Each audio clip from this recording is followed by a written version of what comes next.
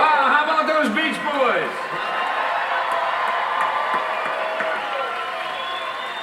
Thank you guys for all those memories. The 60s wouldn't have been the same without your music. Before D-Day and the Battle of the Bulge, before the tide turned against Nazi Germany and the outcome of World War II was clear, there was Anzio. In the fall of 1943, British and American forces were ensconced in southern Italy, hoping to make a push north to liberate Italy from the fascists. The port city of Anzio is just 30 miles south of Rome. In January of 1944, in what became known as Operation Shingle, a huge fleet of American forces left North Africa heading for this critical beachhead.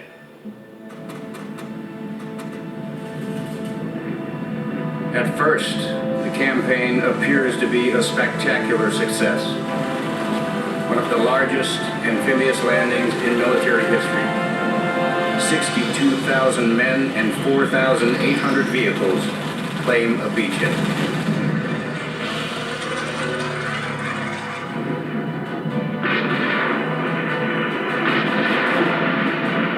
As the troops start to battle their way north, the Germans respond swiftly and with devastating force. Giant railway guns rain down on the troops from the hills above. Over the next few months, breakout after breakout failed due to the harsh terrain and the relentless firepower of the German Luftwaffe and artillery.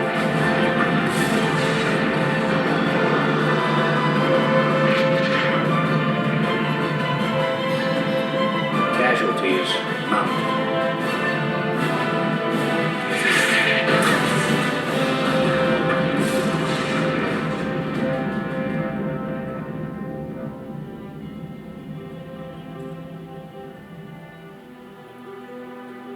Among those landing at Anzio is a humble 20-year-old farmer from Pennsylvania.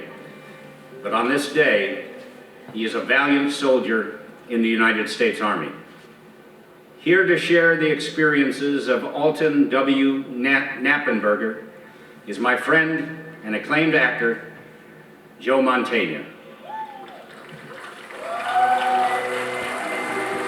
I didn't have a good feeling about it. Sure enough, after the quiet landing, attacks started coming right and left, and we were ordered to move out across the beach. My good buddy Mooney was about 10 feet to my left, and he yells out, "Hey, Naps, why are you shaking? It's not that cold." And I yell back, "Because they're trying to kill us, Mooney, and I'm scared." He starts to laugh when a shell hits him at the throat and rips off his head. Then the Germans start picking us off one by one. The whole regiment, right down the line, till the snow turns red with blood. By the next morning, the few of us left are pinned down, sucking mud in a field.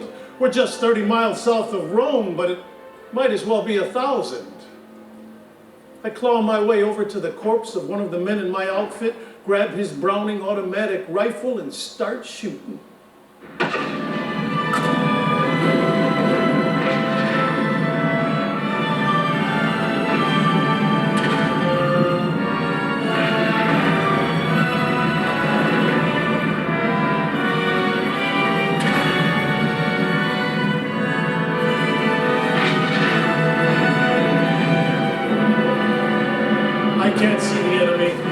I'm frightened out of my mind, alone and exposed. I tell myself, this is crazy, Nappy. You stay here, you're a dead man. So I get up. I run towards a hill, helter-skelter, dodging bullets the whole time. Ping, ping, ping! I throw myself down in the frozen muck and train the Browning on a machine gun nest. I was a pretty good sharpshooter in Pennsylvania, so a few short bursts, and those 3 gunners were dead. Over to my left, 2 Germans lobbed potato masher grenades.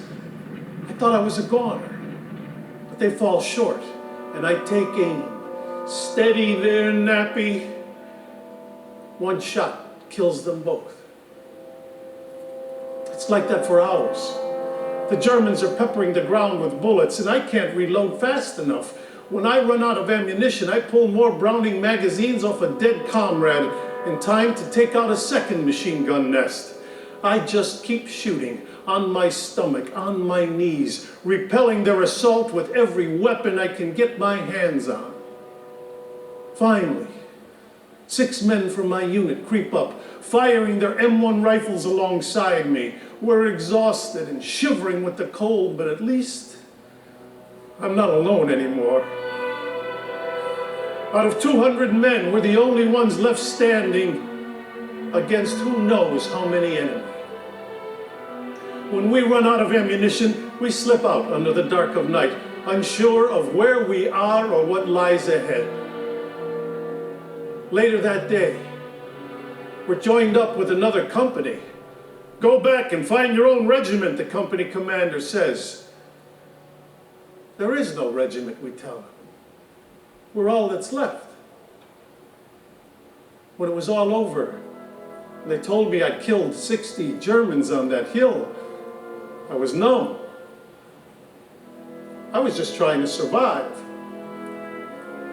All I really cared about was my dead buddies. General Lucas, commander of the entire operation, called me a one-man army, a blasted one-man army. I didn't want to be singled out. I was just doing my job.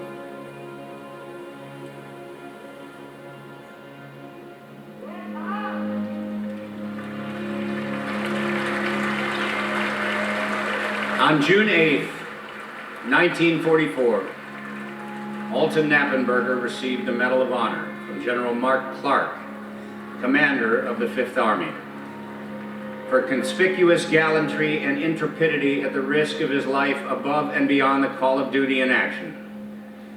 Nappy returned to rural Pennsylvania, where he married, had children, and peacefully lived out his life, dying at age 84. He was laid to rest at Arlington Cemetery on July 31st, 2008, 6 decades after his deeds earned him the highest military honor. In late May, the Allies finally succeeded in breaking through the German lines and advanced north, liberating Rome on June 4th, but not without disastrous losses. During the 4 months of the Anzio campaign, the Allies suffered over 29,000 casualties, 18,000 wounded, and 4,400 killed. The Anzio Beachhead should endure in our memories as a symbol of heroic tenacity.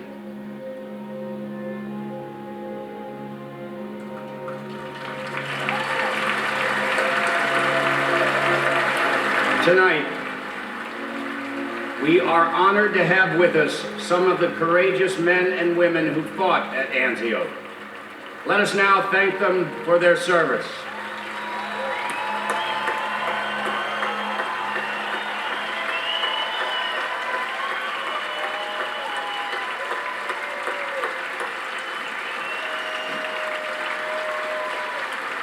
For all who lost their lives in World War II, and for all the men and women who have died in America's wars, we will now play taps.